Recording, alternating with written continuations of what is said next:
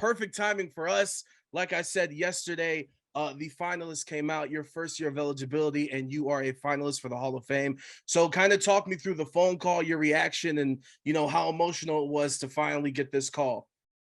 Yeah, the information that I finally got into the Hall of Fame finalists, which I say finally, it's my first time eligible, but it just seems like the process to get here has taken a while, because I've been Honestly, getting asked yeah. about this for a while, right? Like all summer, people are talking about it because they knew this would be the year that I was eligible. And so they get the nominees and they cut it down to the semifinalists. And then I'm like, come on, let's go already.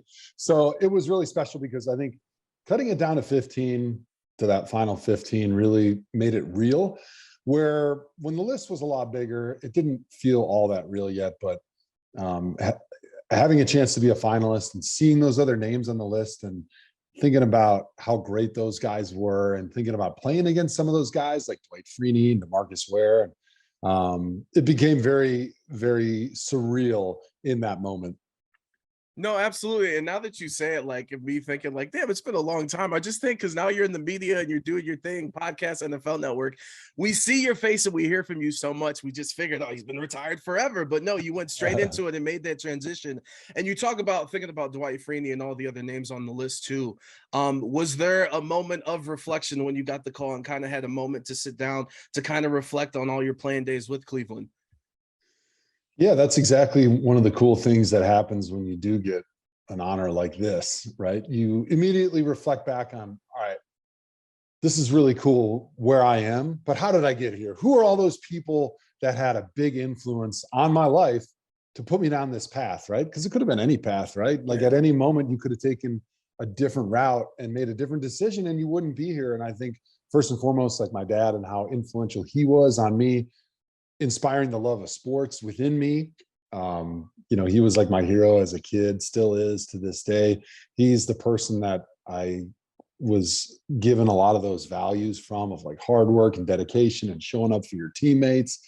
And so I certainly wouldn't be a Hall of Fame finalist without him. But then I also think like seventh grade, I started playing football. Coach Pinch was my coach, Coach Driscoll in eighth grade, and then on to high school with Coach Seinold, and like all the different offensive line coaches I had through high school and then college and then playing in the NFL and being in the same spot for 11 seasons. I'm probably one of the few guys that had 6 different head coaches in one spot. I had 2 owners. I had 9 offensive coordinators, a number Do of we know the quarterback offensive line number? coaches. Do we know the I QB had number? 20. I just saw it today because somebody sent me the full list of Hall of Famers and they had my stuff in there. And the number 2 thing on there was, number 1 was 10 Pro Bowls. Number 2 was like blocked for 22 different quarterbacks.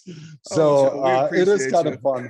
It's fun, but it's also traumatizing a little bit, reflecting back on my 11 seasons in Cleveland that resulted in 0 playoffs. Well, I do want to say, and you brought up your dad, which I think might be the answer to the question I'm about to ask you, but thinking about your career and your situation and the lack of team success, I think a lot of people can in their lives take it to like how many people can work somewhere that they truly enjoy, whether it's the coworkers, the situation, this, that, and the third. But for you to constantly, produce and come out with this quality and be such a great player, like how hard was it to get motivation every year when you're like, this might be another 5-11, 3-13 type season? Yeah, it was a grind on a daily basis, but I think it's a grind for everybody, no matter the success or failure of your team, because the NFL season is just tough. Like your bodies are beat up. There's a ton of pressure on you every single week.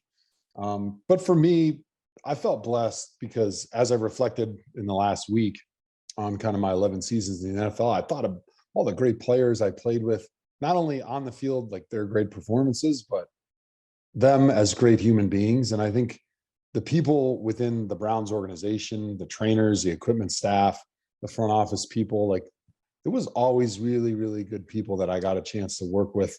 And I think that's what allowed you to get through some of the drudgery and the misery of the bad seasons.